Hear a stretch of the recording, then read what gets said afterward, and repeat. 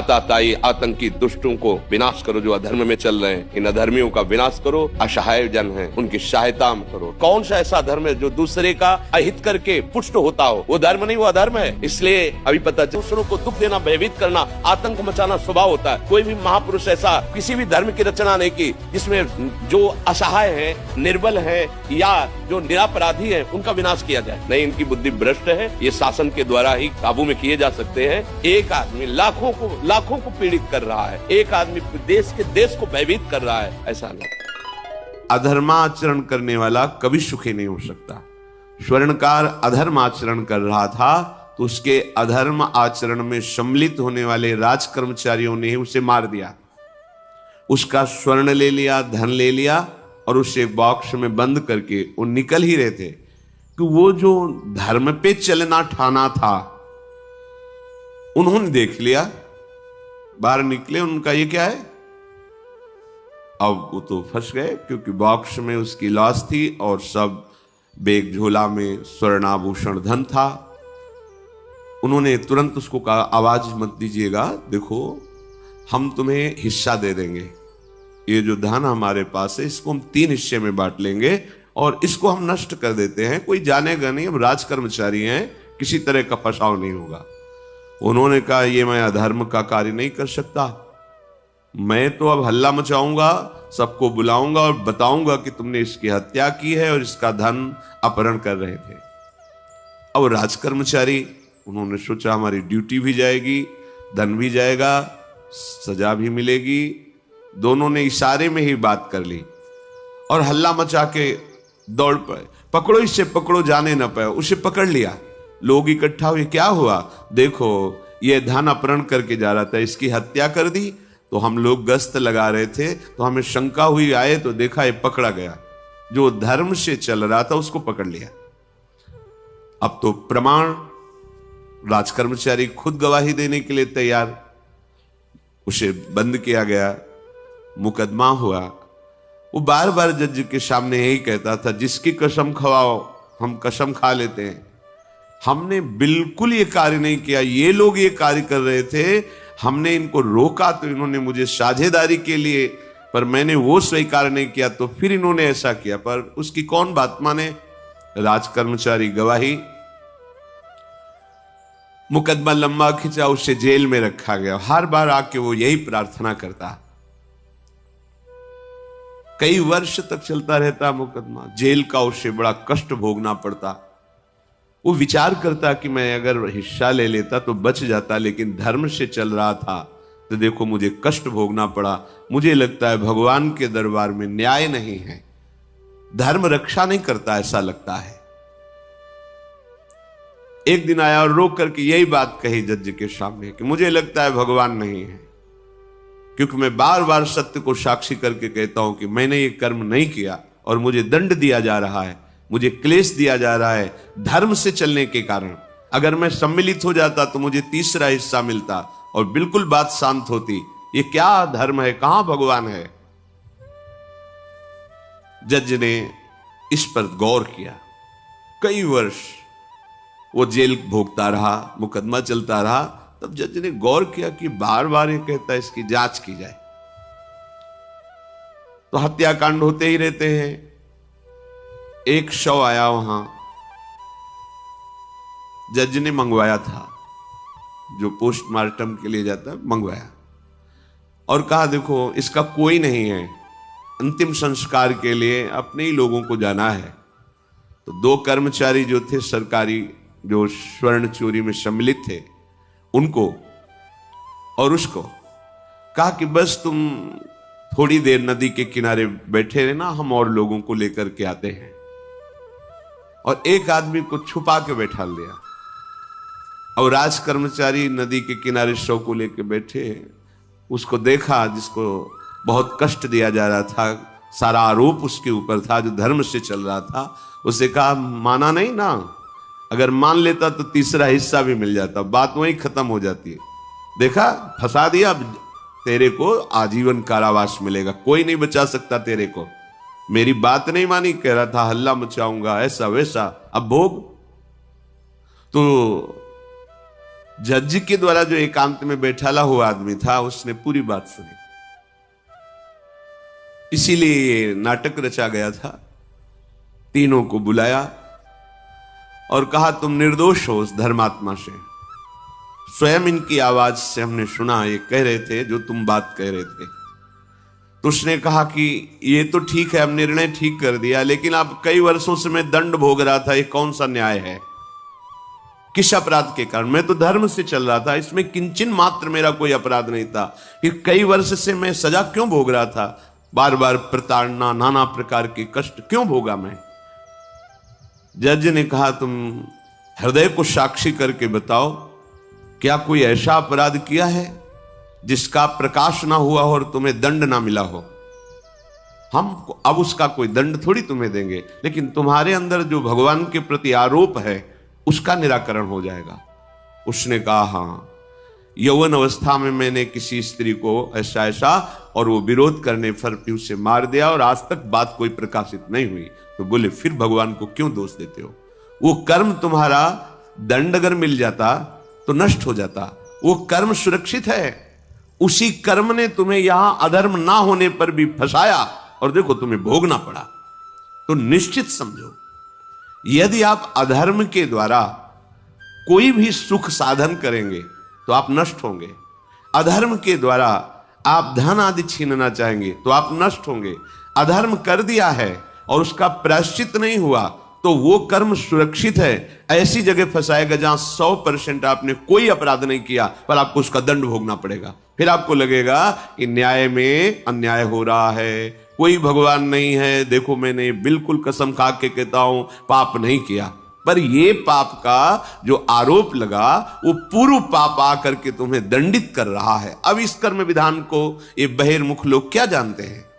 तभी कहते हैं अरे कहां भगवान, कैसे भगवान? आज तुम धर्म से चल रहे हो, लेकिन कल तुमने जो कर्म किया तो तुम शरणागत होकर भजन के द्वारा उसको नष्ट नहीं किया ना, तो वो सुरक्षित है। अवश्य में भोक्तव्यम कृतम कर्म शुभाशुभम।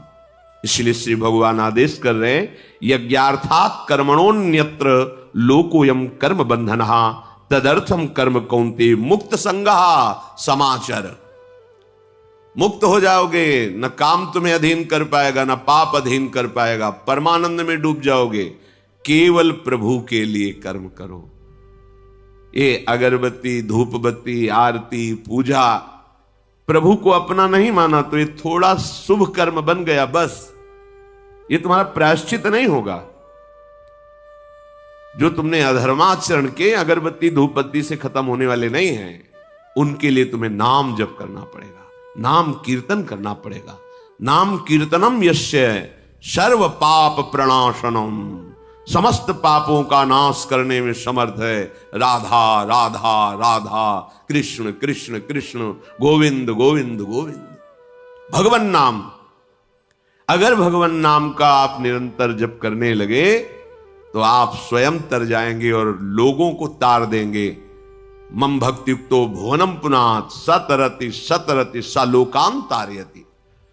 जो भी कर्म कर रहे हो वो भगवान के लिए भावना करो, उस कर्म को भगवान को समर्पित करो, तो तुमसे पापाचरण नहीं होगा। जो पापाचरण हो गए हैं 10 मिनट केवल बैठ करके अपने घर में ही ताली बजा के मंजीरा लेकर के, इसे नाटक मत समझो, आडंबर मत समझो। नहीं, जो आडंबर और नाटक किए हैं ना, वो जब अपना नाटक फैलाएंगे तो तुम उस नाटक से निकल नहीं पाओगे। माया का नाटक है।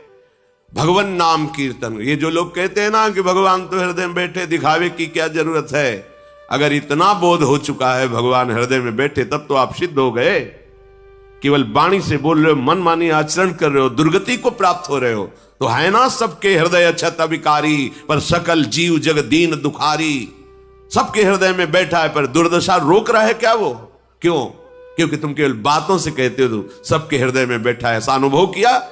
अगर ऐसा अनुभव किया तो बेविचार किसके साथ करते हो, चोरी किसकी करते हो, हिंसा की, कपट किससे, द्वेष किससे? बस केवल बातों से बात नहीं बनती। ये कर्म बातों से नष्ट नहीं होता, इसके लिए अनुष्ठान करना होगा नाम का।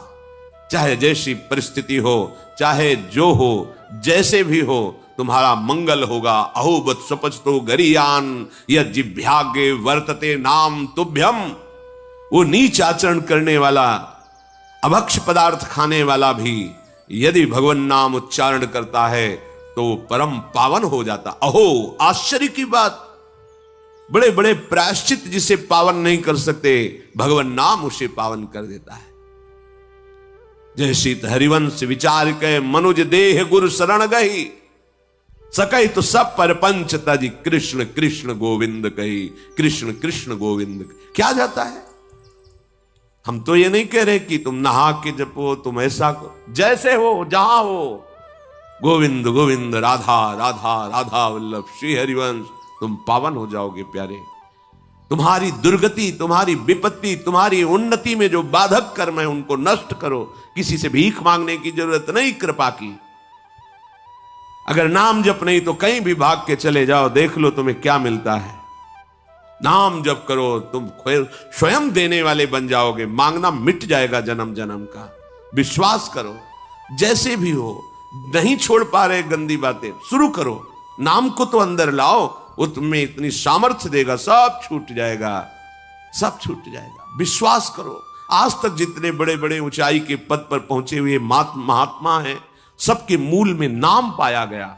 निरंतर नाम जप, निरंतर अभ्यास करने से होता है। विश्वास करो, इसके बराबर न तीर्थ याटन है, न कोई अन्य साधन है। नाम कलयुग केवल नाम आधारा, सुमिर सुमिर नर उतर ही पारा। जिसने नाम का आश्रय ले लिया महासुखी हो गया।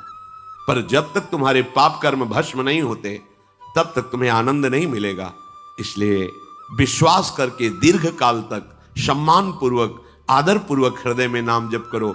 जब पाप वासनाएं नष्ट हो जाएंगी, पाप प्रवृत्ति नष्ट हो जाएगी, तब आनंद की धारा, तुम्हें कोई भी विपत्ति, कोई भी संकट परास्त नहीं कर पाएगा। प्रश्न होता है कि हम बहुत प्रयास करते हैं पर सफलता नहीं मिलती। प्रयास को कहते हैं पुरुषार्थ, और सफलता नहीं मिली उसको कहते हैं प्रारब्ध। कभी कभी प्रारब्ध बहुत जोर का होता है, जो बड़े बड़े ऋषि मुनियों के ऊपर भी हावी हो जाता है। पर पुरुषार्थ व्यर्थ नहीं जाता, यदि वो सत है तो। तुम्हारा पुरुषार्थ भी तो असत है। अगर राधा राधा बीच में बोलते रहो और प्रभु की भावना कर लो कि 8 घंटे से जो काम कर रहा हूं वो समय और वो कार्य दोनों प्रभु को समर्पित करते हैं, अब ये सत्य पुरुषार्थ हो गया। अब प्रारब्ध को बदलने की सामर्थ्य आ गई तुम्हारे पुरुषार्थ में।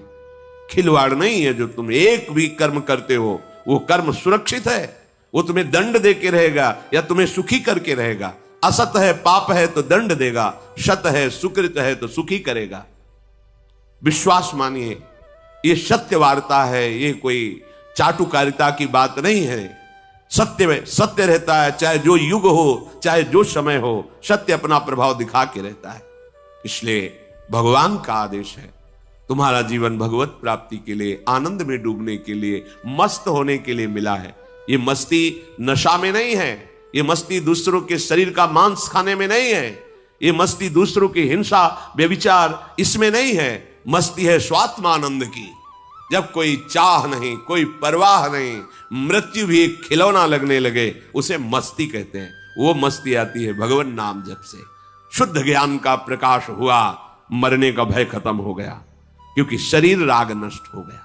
इसलिए सावधान होकर, जो जहां जैसी भी परिस्थिति में हो, भगवान नाम सदैव अपने पास रखो। राधा राधा, कृष्ण कृष्ण, गोविंद गोविंद।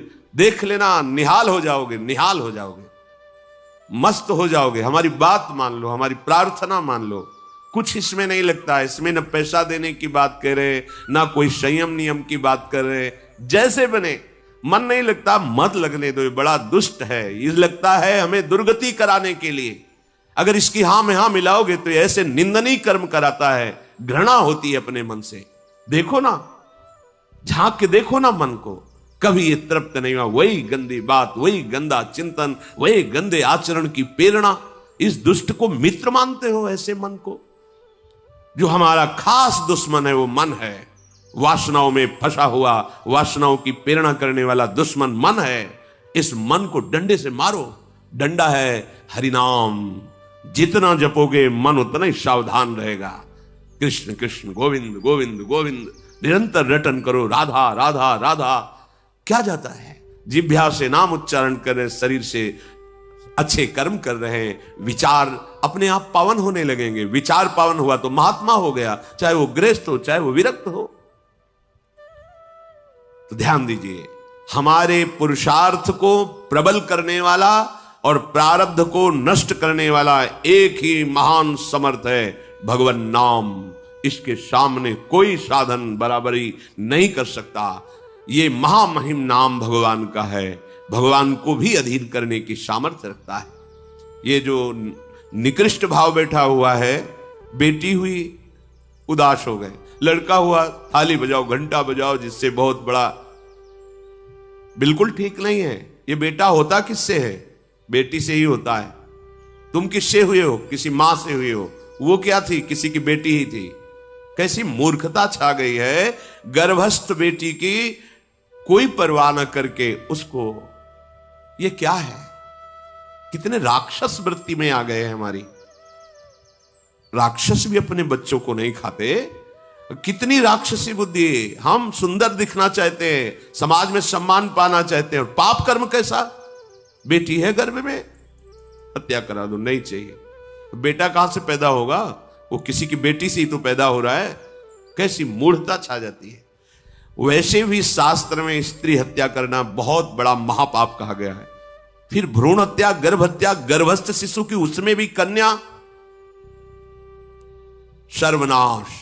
इसके बाद फिर रोते हैं, हमने कौन सा पाप किया, भगवान ने हमारा पुत्र छीन लिया। कौन सा पाप किया, भगवान ने ऐसा कर दिया। अरे अपने डायरी में तो लिखा करो कि तुमने कौन से पाप किए हैं। फिर जब परिणाम आवे तो सोचोगे तो लगेगा बहुत हल्के में निपाट रहे हैं भगवान, हमें तो बहुत कष्ट मिलना चाहिए। कैसी कैसी निर्दयता बैठ गई हो। हम मनुष्य कहलाते हैं, सदगृहस्थ कहलाते हैं, गर्भ से चलते हैं और गर्भस्थ शिशु की हत्या करते हैं। मान जाओ, ना सत्संग सुन रहे हो, ना शास्त्र स्वाध्याय कर रहे हो, इसलिए तुम्हें पता नहीं कि तुम कौन सा पाप कर रहे हो। ऐसे ये पाप, कुछ पाप ऐसे हैं जिनको वज्र की लीक कहा गया। वज्र की लीक में मिटाल नहीं सकते, तुम्हें भोगना पड़ेगा। जो गृहस्थ है और संतान नहीं है, उस जीवन को सार्थक करने के लिए अपने गृहस्थ जीवन का त्याग करो, तीर्थ धाम कहीं वास की व्यवस्था करो और दोनों मिलकर भजन करो, अपने शरीर को पूरा करो, तो जीवन सार्थक हो जाएगा। अगर गृहस्थ है, संतान है, पढ़ाओ लिखाओ, उसको उसी योग्य करो जैसे तुम्हारे माता पिता ने किया है, तो तुम उस ऋण से मुक्त हो जाओगे। और फिर भी भजन करो, भजन ही तुम्हें भगवान की प्राप्ति कराएगा। दूसरा, जो अपने धर्म से भ्रष्ट हो चुका है, उसका जीवन व्यर्थ है। आपका एक धर्म है, सबसे पहला धर्म है मनुष्य धर्म। मनुष्य का क्या कर्तव्य है? अपने प्राणों का भी बलिदान देकर दूसरे की रक्षा करना, और यहां अपने मन को सुख पहुंचाने के लिए दूसरे की हत्या कर देना। कैसा राक्षसी भाव वृत्तियों में आ गया। देखो, अगर कोई माता बहन एकांत मिल जाए तो बस राक्षस जैसे टूट पड़ते हैं, ऐसे स्वभाव, मार दो, जला दो, काट दो। बड़ी दुर्गति होगी, देख लेना, यहां भी होगी। छुपा के भी कर लो, तब कर्म प्रकाशित होगा जब तुम अपराध नहीं करोगे। अपराध नहीं करोगे तब वो अपराध तुम्हें फंसाएगा और जीवन भर रुलाएगा। मरने के बाद नर्क मिलेगा। नर्क माने बड़ी जेल है, वो बड़ी जेल, ये छोटी जेल है। जैसे बड़े अपराधियों को बड़ी जेलों में भेजा जाता है, तो विश्व ब्रह्मांड की सबसे बड़ी जेल और वहां के सबसे बड़े जेलर यमराज, वहां दंड मिलता है। आप ऐसा ना सोचिए कि ये सब गप है।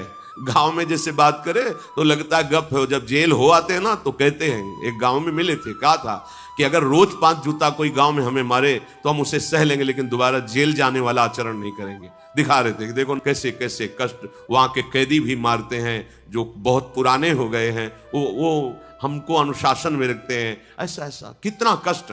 अब वो गया ना तो भोगा, अब माया के कारण स्मृति नष्ट हो गई नहीं, सैकड़ों बार अपने भी भोग के आ रहे हैं नर्क। दूसरे, उसका जीवन नष्ट है जो धर्म का त्याग कर चुका है। तुम पिता माता से प्रकट हुए, तुम्हारा धर्म है माता पिता की सेवा करना। वयोवृद्ध बेचारे माता पिता उठने बैठने में असमर्थ हैं, आप पैसे कमाने के लिए अपनी बहुली निकल गए। अब वो कष्ट भोग रहे हैं, ना उनको देखना है ना उनकी व्यवस्था करना है। मरने दो, तो ठीक है, तुम्हें जब परिणाम आएगा तब तुम भी तो बनोगे ना वृद्ध, तब तुम्हें पता चलेगा। अवश्य में भोक्तव्यम कृतम कर्म शुभाशु। होश में माता पिता सबसे पहले भगवान हैं यदि आप गृहस्थ हैं तो। अगर आप बाल्यावस्था से भगवान के मार्ग का अनुसरण कर रहे हैं तो फिर भगवान प्रणत कुटुंब पाल रघुराई, भगवान व्यवस्था कर देते हैं। वैराग्य मार्ग में लौटकर पीछे नहीं देखा जाता। हमारे भगवान के अवतार मानेंगे महाप्रभु चैतन्य देव, नवयुति विष्णु प्रियादि माता सची छोड़ के चल दिए। आद्य गुरु भगवान शंकराचार्य भगवान के अवतार मां केवल छोड़ के चल दिया। भगवान के मार्ग में यदि ऐसे चले तो भगवान संभाल लेते हो। परम पद मिलता है 21 पीढ़ियों को। मां तो बिल्कुल नजदीक है, 21 पीढ़ियों को भगवत प्राप्ति हो जाती है। और शब्द है प्रणत कुटुंब पाल रघुराई, भगवान स्वयं उसके परिवार का पोषण करते हैं। पर यदि गृहस्थ धर्म में हो और अपने माता पिता का त्याग कर दिया, उनकी सेवा नहीं करते, वो दुख भोग रहे, तो नरक यंत्रणा मिलेगी और जीते जी तुम उन्नति को प्राप्त नहीं हो सकते। तुम्हें भले उन्नति दिखाई देती हो, बाद में परिणाम देख लेना आप। तीसरा, जो दूसरों के भोजन छीनने की चेष्टा में रहता है, कैसे इसका धन अपहरण कर लें, कैसी जमीन अपहरण कर लें, कैसे इसकी अव्यवस्था पैदा कर दें इसके जीवन में, जो केवल अपने ही सुख को देखता है उसकी दुर्गति होती है। तीसरा, उसका जीवन व्यर्थ है। जो दूसरों के सुख का अपहरण करके सुखी होना चाहता है, सदैव केवल अपने सुख में डूबना, सोचना कैसे मैं सुखी हो जाऊं, अधर्माचरण करूं, छीन लूं, क्या करूं, कैसे करूं, उसका जीवन व्यर्थ है। और चौथा, जो आए हुए साधु महात्मा अतिथि का अनादर कर देता है, अपमान कर देता है, सारे सुकृत नष्ट हो जाते हैं। ये चार का जीवन बिल्कुल व्यर्थ हो जाता है।